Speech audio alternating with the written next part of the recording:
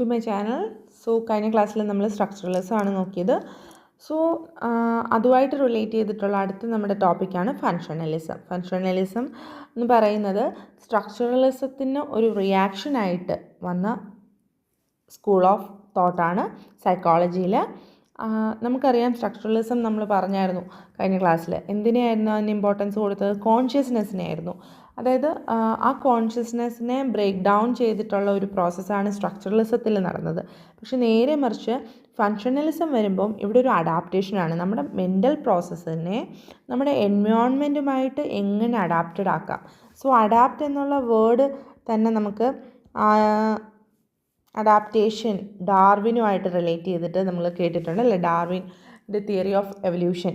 So adaptation ആ ഒരു ഡാർവിൻ്റെ തിയറിയെ influence ചെയ്തിട്ടുള്ളതാണ് ഇവിടെ ഫങ്ഷണലിസം എന്ന് പറയുന്നത്. ആൻഡ് ഇത് ഫസ്റ്റ് ഫൗണ്ട് ചെയ്തത്, അതിൻ്റെ ആ ഒരു ഒറിജിൻ എന്ന് പറയുന്നത് വില്യം ജെയിംസ് എന്ന് പറയുന്ന സൈക്കോളജിസ്റ്റാണ്. അദ്ദേഹത്തെയാണ് നമ്മൾ ഫാദർ ഓഫ് ഫങ്ഷണലിസം എന്ന് വിളിക്കുന്നത്. ഫാദർ ഓഫ് ഫങ്ഷണലിസം ആ ടൈറ്റിൽ കിട്ടിയിരിക്കുന്നത് വില്യം ജെയിംസ് ആണ്.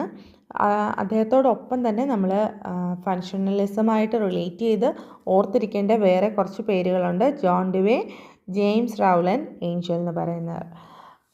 പിന്നെ മെയിനായിട്ട് നമ്മൾ ഫങ്ഷണലിസത്തിൽ ഓർക്കേണ്ടത് എങ്ങനെയാണ് അഡാപ്റ്റേഷൻ, നമ്മുടെ മൈൻഡ് എങ്ങനെയാണ് എൻവയോൺമെൻറ്റുമായിട്ട് അഡാപ്റ്റഡ് ആവുന്നത്, അതാണ് ഫങ്ഷണലിസത്തിനകത്ത് നമ്മൾ നോക്കുന്നത്. ഫോർ എക്സാമ്പിൾ, ഇപ്പോൾ നമ്മളൊരു ഈസി ആയിട്ടൊരു എക്സാമ്പിൾ പറയാനാണെങ്കിൽ, ഇപ്പോൾ നമ്മുടെ മുന്നിലോട്ടൊരു പാമ്പ് പെട്ടെന്ന് ഒരു പാമ്പ് എവിടുന്നോ ഒന്ന് ഇപ്പോൾ ഒരു മരത്തിൽ നിന്നോ ചെടിയിൽ നിന്നോ വല്ലതും ചാടി വന്നു എന്ന് വിചാരിക്കാം.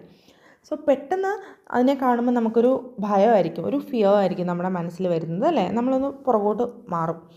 സോ അങ്ങനൊരു സിറ്റുവേഷനിൽ ഒരു സ്ട്രക്ചറലിസ്റ്റ് ആണെങ്കിൽ അവരെങ്ങനെയായിരിക്കും നമ്മുടെ ഒരു അൺകോൺഷ്യസ്, ആ ഒരു കോൺഷ്യസ്നെസ്സിനകത്ത് അതിനെയാണ് അവർ സ്റ്റഡി ചെയ്യാൻ നോക്കുന്നത്. അവരതിനെ ഒന്ന് ബ്രേക്ക് ഡൗൺ ചെയ്ത് ആ ഒരു ഫിയർ എന്ന് പറയുന്ന ആ ഒരു നമ്മുടെ ഉള്ളിൽ പെട്ടെന്നുണ്ടായ ആ ഒരു ഫിയറിനെ അവരൊന്ന് ബ്രേക്ക് ഡൗൺ ചെയ്ത് അതിൽ നിന്ന് നമ്മുടെ സെൻസേഷൻ അല്ലെ ഫീലിങ്സിനെ മനസ്സിലാക്കാനായിരിക്കും ശ്രമിക്കുന്നത്. നേരെ മറിച്ച് ഫങ്ഷണലിസ്റ്റ് ആണെങ്കിൽ ആ ഒരു സമയത്ത് why do you feel fear, നമ്മൾ എന്തിനാണ് പേടിക്കുന്നത്, അല്ലെങ്കിൽ how does fear help you to survive in nature.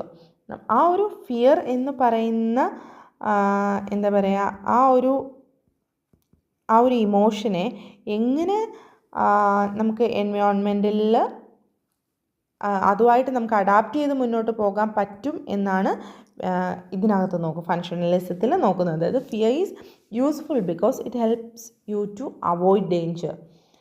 It's a function that increases survival. So അങ്ങനെയാണ് ഫങ്ഷണലിസവും സ്ട്രക്ചറലിസവും തമ്മിലുള്ള ബേസ് ആയിട്ടുള്ള വ്യത്യാസം.